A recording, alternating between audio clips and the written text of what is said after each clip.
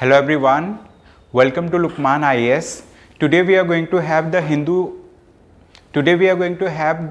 DTRS session for let's say covering the current affair topics through MCQs, alright. And today we are going to cover 10 MCQs, and in which we are going to cover news articles that are from the Hindu newspaper, Indian Express newspaper and other sources. So through this DTRS session you will learn about important current affair topics, and also you will learn about solving questions related to those current affairs. So the lead article for today's discussion will be based on SANJAY surveillance system. So today we are going to discuss about the SANJAY surveillance system also. And before we proceed, let us quickly go through this quotation. Such quotations are very much important for the UPSC essay paper and also GS paper 4, which is ethics, integrity and aptitude. So basically when we talk about this quotation, it says conscience is a man's compass. Okay, conscience is a man's compass. So what do we mean by this? Basically, you know, conscience is something that actually shapes our understanding of the world. And conscience is something like, you know, which is kind of, you know, moral compass for a human being, for a person, right? So conscience is something that keeps a person on track, right, in accordance with their value system. Okay, so every individual in the world has certain kind of value system with them. So conscience is something which shapes their value system, right? So they derive, conscience from the value system itself. So this is the thing. So a person who is kind of morally, morally just, so that person is, let's say, going to exhibit those values also in his day-to-day activities. Okay, so that's why it is important to understand that, such quotations are very much important. So you need to analyze such quotations from different angles, different viewpoints, because UPSC is going to give you such a short quotation and then they are going to ask you to write an essay on it. So while writing an essay, you can come up with anecdotes also. Anecdotes means short stories, right, to bring your narrative about, let's say, quotations like this. All right, so you can connect this topic of conscience with ethics. You can, let's say, bring up many important, let's say, dimensions related to conscience. You can talk about philosophers who have discussed about it, and you can also talk about what do we mean by moral compass, okay, like that. So now let us talk about the prelims guidance program. At Lukmaan IAS we are running a program, it is known as prelims guidance program, and this particular program is very important for all those aspirants who are appearing in the UPSC prelims exam of 2025. As you know, prelims is scheduled on 25th of May 2025, so you have very less time to prepare for it. And if you are not fully prepared, right, if you need some help in any subject, right, you can join the prelims guidance program. There will be, let's say, classes, right, covering all the GS papers, and there will be classes covering the CSAT paper also. Okay, so that's the thing. There will be test also, and one module of the prelims guidance program is current affairs module. So it has total 7 classes, and there will be 7 tests also. So 2 years current affairs will be covered in this particular module within 7 classes as itself. Now let us talk about these topics. Okay, so we are going to cover these topics in today's discussion. So one of the topic is SANJAY surveillance system. We are going to discuss in detail about this, and this is important under defense technology. So we'll understand about defense technology. All right, so it is kind of subcomponent of science and technology. So we'll understand from that perspective. All right, then we are going to also discuss about a topic which is known as sachetization. Okay, sachetization. What do we mean by sachetization? It means bringing smaller units, right, that are kind of affordable for low budget individuals. Okay, so we are going to discuss about sachetization with reference to the stock market in India, with reference to the secondary market in India, with reference to mutual funds, etc. Okay, so we'll discuss about it in detail. Then we are going to understand about World Health Organization. You know, World Health Organization is the largest, let's say, such organization in the world. It plays a very important role in addressing, let's say, important health related issues. It comes up with a lot of interventions from time to time, and today we are going to discuss about WHO from the viewpoint how this particular organization is funded. Why? Because recently the United States of America has decided, right, under the presidency of Donald Trump, that they are going to stop funding the World Health Organization. We will also understand, right, what consequences will it have, let's say, like, you know, for the World Health Organization and the health sector as such. Then we are going to discuss about another topic which is known as Nagoba Jatra. So this is an important topic under art and culture section. We will understand what do we mean by Nagoba Jatra. Okay, we'll also understand where it is, let's say, held, where it is conducted. Okay, what is the nature of this particular Nagoba Jatra? We are going to understand a topic from art and culture. Then we have another topic which is statutory powers of the governor. So in this article, basically we will understand about the role of governor, right? We'll understand about statutory and constitutional powers of governor. Okay, so we'll discuss, let's say, like in what capacity governor of a state has to work in aid and advice of the Council of Ministers, and in which areas he can, let's say, act on his discretion, in which areas he does not need to work in accordance with the aid and advice of the Council of Ministers in the state. We'll discuss about it in detail. Then this particular topic is important under let's say Indian economy, which is known as external commercial borrowings, ECB. So we'll understand what is external commercial borrowing means, we'll understand what is its significance from the viewpoint of Indian economy, and we'll understand why this topic is in news now, right? So this topic is important for the prelims exam. Then we have another topic from Indian polity, it is ad hoc judges. We'll understand, let's say, like, you know, how judges can be appointed in the High Court. We'll understand about the position of ad hoc judges. We'll also understand about in what cases, right, in what scenarios can an ad hoc judge be appointed in a High Court. So we'll discuss about it. Then we are going to discuss another topic, and this topic is from art and culture again. It is folk dance forms. Okay, so we'll discuss about some of the folk dance forms. Okay, so that are in news. All right, so these dance forms are played, or let's say like performed in various states in India. So we'll discuss about that. Then we have another topic which is paraquet. So we'll understand what do we mean by paraquet. Okay, so such topics are random topics. These are terms in news type topics. Then we'll discuss about Portuguese occupation of Goa. As you know that Portuguese let's say have ruled over Goa for centuries, and then Goa has liberated itself, right? So there was a person who was prominent, right? So she was an activist and she played crucial role, right, in, let's say, like, you know, sharing information. She played crucial role, like, you know, during the oust of Portuguese from Goa. So we'll discuss about her in like through this particular article. So the first topic, which is from defense technology, right, we'll understand about a system which is SANJAY surveillance system. Okay, so recently the Ministry of Defense has, flagged off the SANJAY surveillance system from Delhi itself. So they have kind of inaugurated this particular thing. So we'll discuss what is SANJAY surveillance system. So first statement, it says it is an indigenous real-time satellite surveillance system developed by Indian Navy. This statement is wrong because, SANJAY surveillance system is a surveillance system, right, that will help us to get the insights during a wartime situation, during kind of, a emergency situation where India is in a state of war with other country, or there are some kind of, such situations. However, this particular thing has not been developed by Indian Navy. Okay, Indian Navy has not developed it. So there are multiple organizations that are involved, right? Majorly these organizations are from defense sector. So Indian Army has played role, Bharat Electricals Limited has played role. So we are going to discuss about it. Okay, so BEL we have, okay, Bharat Electronics, I think.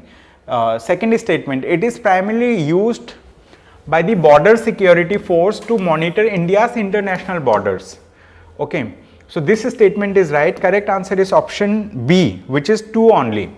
So let us quickly see an image also. So here you see, like, we have Rajnath Singh, the defense minister, okay, Raksha Mantri. So he has flagged off, let's say, a surveillance system. So from the kind of, Delhi itself. Okay, so this surveillance system will help India, right, to monitor, right, its border areas. So what is Sanjay surveillance system? So as we discussed, like it is a defense system. So it has been developed by it was initiated by Border Security Force, BSF, and it has been developed by Indian Army and the Bharat Electronics Limited, BEL. All right. So this is the thing. It will be used by BSF, Border Security Force. Now we have another question number 2. We'll discuss about this question in detail. What it says with reference to the concept of sachetization. What? Sachetization, right? In the economy, consider the following statements. As I discussed, sachetization means like making smaller units of something. Let's consider we used to have bigger units, and if we break down this bigger unit into smaller ones, so that process will be known as sachetization. So basically, like there are mutual fund companies in India. Earlier they used to give products to the consumers in the sense like people who invest in mutual funds. So those kind of products were very big in size. So like many people could not afford to have it. Now recently what has happened, I mean like recently like the government, I think SEBI or RBI, they have come up with this particular thing that like smaller packets of mutual fund can be sold to the retail, I mean like buyers. That's the thing. So this process is known as sachetization. So it says it refers to the practice of offering goods in smaller affordable units, particularly aimed at low income consumers. This statement is right. It is commonly associated with fast moving consumer goods companies targeting rural market. This is also right. And it says it is a strategy to enhance sustainability by reducing plastic consumption. Okay, so it's not going to reduce plastic consumption. If sachetization happens, let's say in terms of goods that are packed, right, that are packed and sold, so more number of plastics will be used. So it is, let's say, the other way around. So that's why first and second statements are correct only. Okay, third statement is not right. So it says small ticket SIPs of rupees 250 on cards. Okay, so recently Securities and Exchange Board of India has gone for sachetization. Now mutual fund companies will be able to sell smaller units of mutual funds to retail consumers. That's the thing, to retail investors, right? Now we have another question number 3. Consider the following statements about World Health Organization, WHO. It says it is funded only by mandatory contribution from its member states. This statement is wrong. The United Nations fully funds WHO through its regular budget. This is also wrong. Now the thing is like there are two types of contributions that the member states make. So as you know, World Health Organization is an organ of the United Nations organization. But the funding to the World Health Organization does not solely come from the mandatory funding system of the member states. So member states contribute to WHO through multiple means. One of the means is mandatory contribution as per the statutes, right? But the thing is like member countries can also make voluntary contribution. Okay, apart from mandatory, they can also go for voluntary additional contribution to the WHO. And like in reality, the corpus or the amount of voluntary contribution is much higher as compared to mandatory contribution. So that's why first statement is wrong. When we talk about the second statement, what this statement says, it says the United Nations fully funds the WHO through its regular budget. No, WHO is funded, right, by its member states through voluntary contribution as I discussed and mandatory contribution. And WHO can be funded by non-profit organizations also. For example, Bill and Melinda Gates Foundation. It can be funded, right, by individuals as well. So people who want to donate, who want to contribute to WHO funds, right, so they can do it. So neither one nor two. Correct answer is option D. So WHO funds World Health Organization, a list of its biggest, donors. So this is the thing. Now, why WHO topic was in news? It was in news because the United States of America, USA, has recently decided that it is going to stop all funding to WHO. It has, let's say, pulled itself back. Okay, so under President Donald Trump, and United States of America has been the biggest contributor to the WHO. in the past. That's the thing. Now we have another question, question number 4. What this question says, it says, consider the following statements regarding Nagoba Jatra. Okay, so they have given multiple statements. It says it is an annual tribal festival celebrated by Gond community in Andhra Pradesh. It is celebrated by Gond community but not in Andhra Pradesh but in present day Telangana. Okay, Telangana. So Telangana as a state has been kind of, it was established I think in 2014, very recently. Okay, so first statement is wrong. The festival is associated with the worship of Nagoba or serpent deity. This statement is right. Okay, Nagoba or serpent deity. I mean, like, someone, let's say serpent, like some people, let's say who play with kind of, snake and all. Okay, snake charmer, I think. So serpent. Okay, so it's a serpent deity, Nagoba. That's the thing. The event includes a ritual where devotees walk on fire as mark of devotion. This statement is wrong because devotees do not walk on fire in this festival. Okay, generally during this festival, new people, new members are inducted or inducted into this. I mean, like, into their community. That's the thing.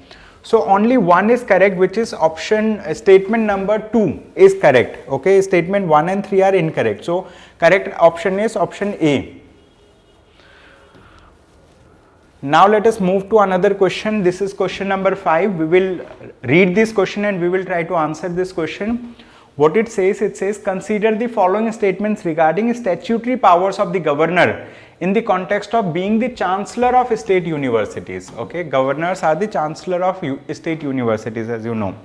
So the governor as chancellor is bound to act in aid and advice of the council of ministers in all university related matters.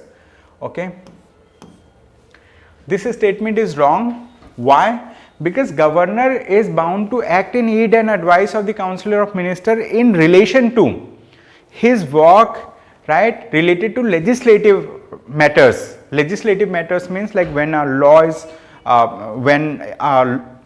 let's say a law is passed by the state legislative assemblies, then it comes to kind of, the governor, and then he has to act in aid and advice of the council of ministers. But his role, right, as chancellor of state university during this time, he is not bound to act in accordance with the aid and advice of the council of ministers.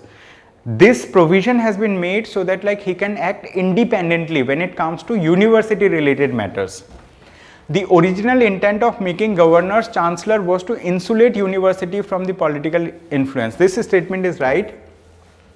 And the Supreme Court has ruled that the governors acting as chancellor are not bound by the advice of the council of ministers. This is also right. So correct answer is option B, which is 2 and 3 only. Okay, 2 and 3 is the right answer. So now let us move to the next. Should governors be chancellors of state universities? I mean, like, you can read about it because, like,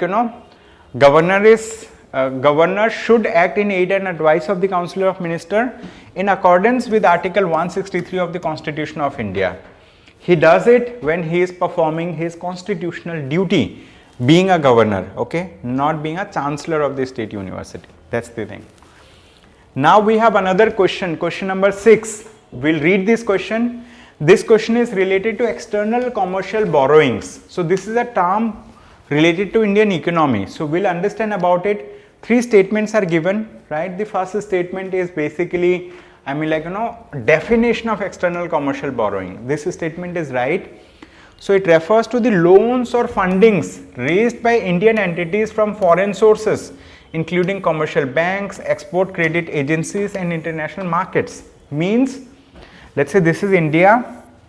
Inside India, there are companies, right? There are companies, there are corporates, right? So these companies or corporates, or maybe if they borrow money from outside, okay, what they do, they borrow money from outside in India, right? So this is known as external commercial borrowing. So it refers to loans or fundings that are raised by Indian entities from foreign sources. That's the thing. This is the definition of external commercial borrowing. It provides short-term funding to finance infrastructure and industrial growth. This statement is wrong because external commercial borrowings are for long-term funding. Okay, they are for long-term funding for infrastructure and other projects. Okay, this is external commercial borrowings. It offers competitive interest rate compared to domestic loans, reducing the cost of borrowing. This statement is right. So correct answer is option C. 1 and 3 only. Okay, 1 and 3 only is the right answer. Now we have another question, which is question number 7. Okay, what is this question all about? We'll read this question. It says, consider the following statements. We have 2 statements. We'll read about them. Ad hoc judges can only be considered when the regular appointment recommendations cover less than 20% of vacancies. This statement is right. Article 224A of the Constitution allows the Chief Justice of a High Court with the President's approval, along with the consent of retired judge, to appoint retired judge, High Court judges to serve temporarily. This statement is also right. Okay. So basically what happens, let's consider there is a High Court, right? You know, like in India, I guess like presently there are 25 High Courts in India. So in a High Court, when let's say there are sanction strength, okay, let's say this is the sanction strength. Let's say sanction strength is 10 judges, let's say. If 8 judges are there, 2 judges are vacant, means like, you know, more than 20% vacancies are there. During that time, right, the Chief Justice of the High Court, okay, during that time, the Chief Justice of the High Court, along with the approval of the President, can appoint a retired judge of the High Court, right, as an ad hoc judge. This is the thing. And there are other thing also, like this is one part. Other thing is like if 10% of the cases are pending for more than 5 years, right, in the High Court, in that case also they may appoint ad hoc judges to dispose of those cases. That's the thing. So both these statements are right. Correct answer is option C. Okay, you can read more about it, right, from the explanation that we have included over here, right. You can read the articles also which is mentioned in the Constitution. So ad hoc judges in Supreme Court, article 127, right. So this is related to Supreme Court. However, the question that we discussed, it's related to High Court. Okay, so read the, I mean like, you know, description in detail, I mean like explanation in detail. You can download this PDF from the description of the YouTube video. You can learn from there.